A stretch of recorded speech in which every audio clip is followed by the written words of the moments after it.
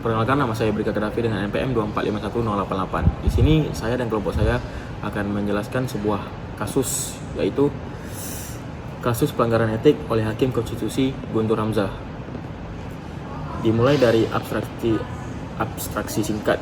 Pada Maret 2023, Majelis Kehormatan Mahkamah Konstitusi atau MKMK memutuskan bahwa Hakim Konstitusi Guntur Hamzah terbukti melanggar kode etik dan perilaku Hakim Konstitusi. Pelanggaran ini terkait dengan pengubahan frasa dalam risalah putusan Mahkamah Konstitusi nomor 103 Peraturan Undang-Undang 20 tahun 2022 tanpa melalui prosedur yang semestinya dan tanpa persetujuan dari hakim lainnya. Meskipun demikian, MKMK hanya memberikan sanksi berupa teguran tertulis kepada Guntur Hamzah.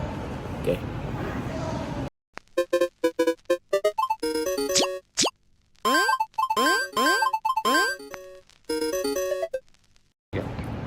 Mengapa kasus ini penting dibahas?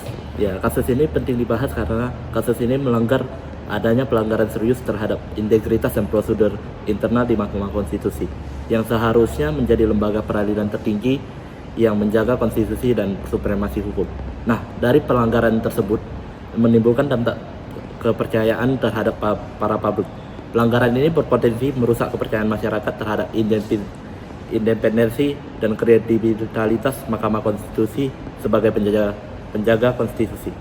Nah, terus yang ketiga, yang terakhir itu, mengapa kasus ini penting dibahas juga? Karena kasus ini unik karena melibatkan pengubahan putusan konstitusi secara sepihak oleh seorang hakim konstitusi yang dapat berdampak luas terhadap penegakan hukum dan kepercayaan publik.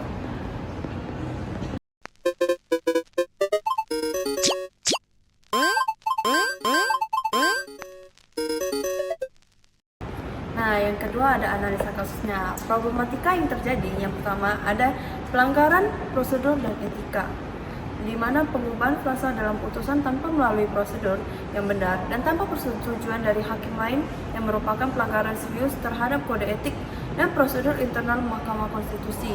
Yang kedua, dampak terhadap kredibilitas lembaga, di mana tindakan ini dapat menurunkan kredibilitas Mahkamah Konstitusi di mata publik dan menimbulkan keraguan terhadap integritas putusan-putusan yang dikeluarkan.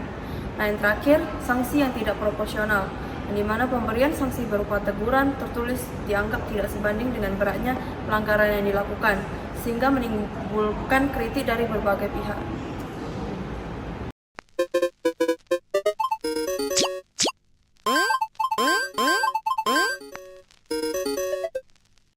Perkenalkan, nama saya Benedictus Ferdinand Panjangan dengan NPM 2451057.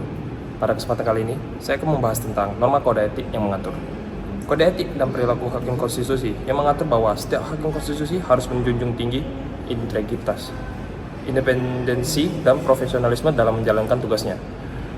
Peraturan Mahkamah Konstitusi atau PMK nomor 1 tahun 2023 mengatur tentang tata cara penegakan kode etik dan perilaku hakim konstitusi, termasuk mekanisme penanganan dan pelanggaran. Lalu ada putusan etik terhadap kasus ini. Meskipun terbukti melanggar kode etik, MKMK hanya memberikan sanksi berupa teguran tertulis kepada Guntur Hamzah. Keputusan ini menuai kritik karena dianggap tidak sebanding dengan pelanggaran yang dilakukan dan tidak memberikan efek jerah yang cukup. Sekian, terima kasih.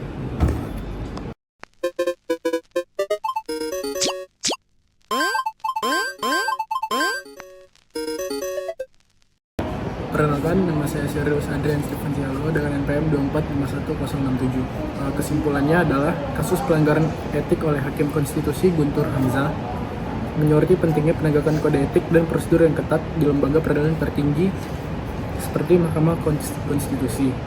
Pelanggaran terhadap prinsip integritas dan prosedur internal tidak hanya mencederai kredibilitas lembaga, tetapi juga mengancam kepercayaan publik terhadap sistem hukum secara keseluruhan. Oleh karena itu, diperlukan mekanisme pengawasan dan penegakan kode etik yang lebih efektif serta sanksi yang proporsional untuk mencegah terulangnya kasus serupa di masa mendatang. Sekian dari kelompok kami, terima kasih.